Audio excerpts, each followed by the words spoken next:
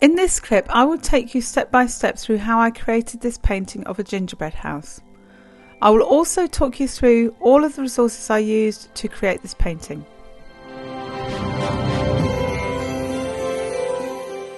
So for this painting today, I'm going to use this Rowney opaque watercolour gouache set. It's a set of 24 paints and it's very reasonably priced. There is a link in the description below. I will also be using these silver black velvet paintbrushes for watercolours, these nail brushes for details, Arches cold press watercolour paper, and I will also be using masking fluid for the details for masking out the highlights.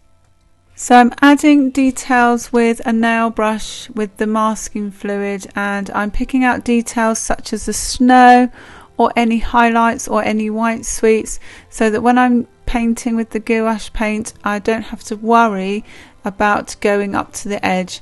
It makes the whole process a lot easier, because when you're painting on this detail it's really difficult and you have to keep spending a lot of time trying to make sure you don't go over those white areas. If you ask masking fluid, it's a lot more relaxed process if you are using the masking fluid, because you don't have to worry about going up to those small detailed areas.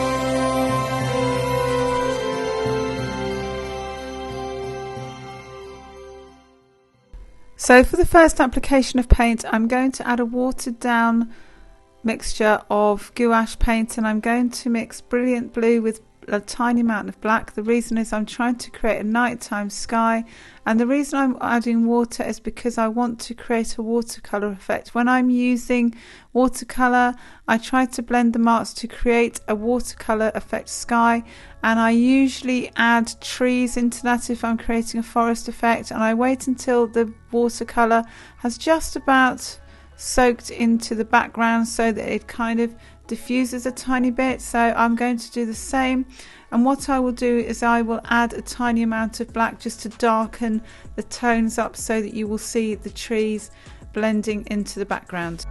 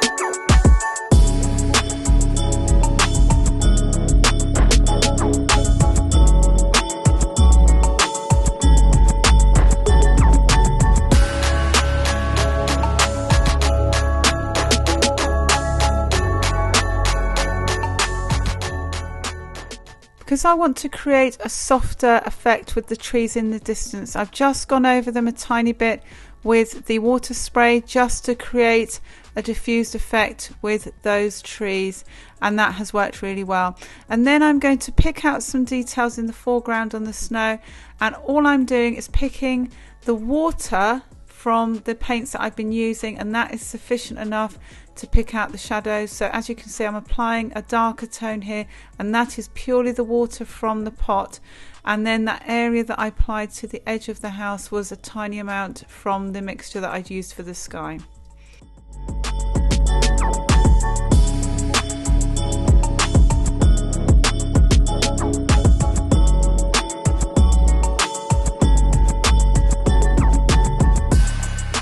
So now I'm moving on to mixing the gingerbread tones and applying them. I'm not adding water to this area. I'm starting by adding the mid-tone with yellow ochre, and some areas I'm adding burnt sienna into that, and then for the darker tones I will be mixing in some burnt umber.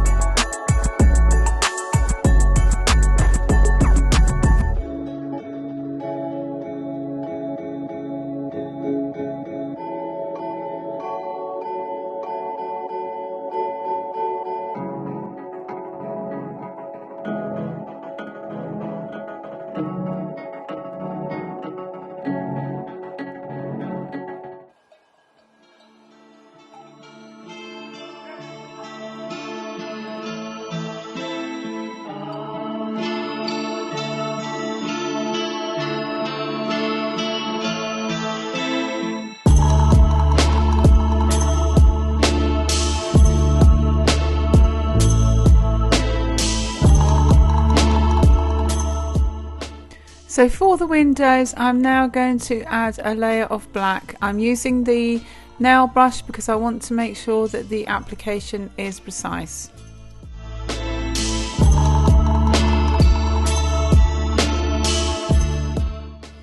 So now I'm moving on to painting the sweets or candies, and I'm going to use a mixture of bright vibrant colours, and the majority of those came directly out of the tubes, and pastel colours. The pastel colours I mixed myself, so this red here for example came directly out of the tube, however the pastel colours I mixed myself.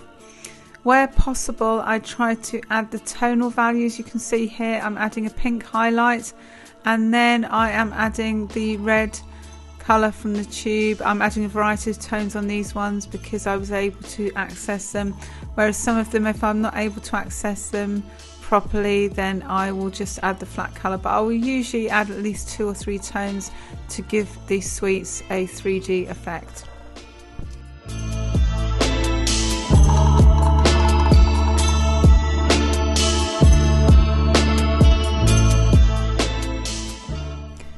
So to add texture and depth to the trees, I'm now going to apply some details of snow with white gouache to the trees. I did add some water into this, and once it's dried, on reflection I should maybe have not added the water. So if you're going to do a painting like this, I would suggest not adding the water. The reason I added the water is when I use my usual brand of Winsor & Newton, I often do add water, but this doesn't need that. I would just suggest that if you are adding that on top of a darker colour, you don't add water.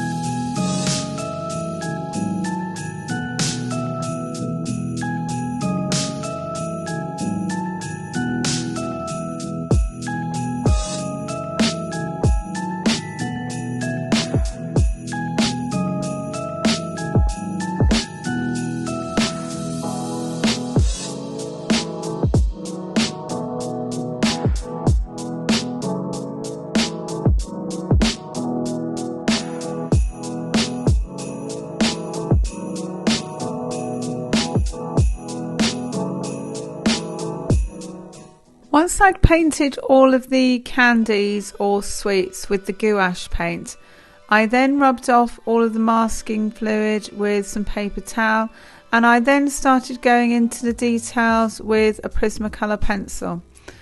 I only needed to add the details with one colour, which was poppy red, because that's a bright, vibrant colour to add to the peppermint sweets.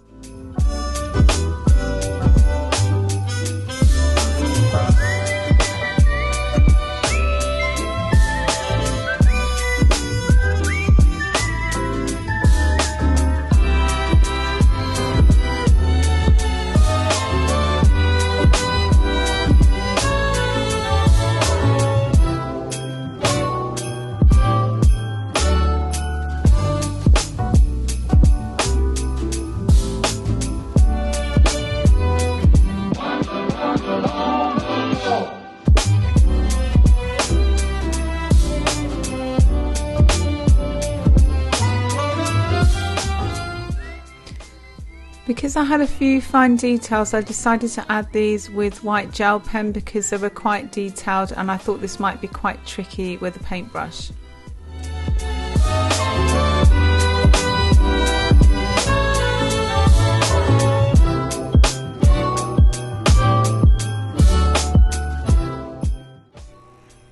I then decided to add some more white areas around the smoke. So I had the areas that were exposed from the masking fluid, but I wanted to add some more areas in between so that they weren't as stark.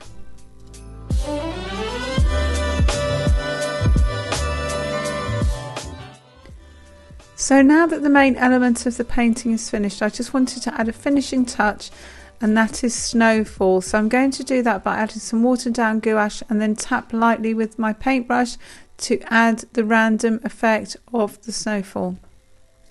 If you enjoyed this clip, then don't forget to check out the review of this Daler Rowney Gouache set, which is on the top left. You can also check out more Christmas crafts and activities in the Christmas Arts and Crafts playlist on the bottom left. Also, don't forget to subscribe and hit the bell to be notified of more future content like this.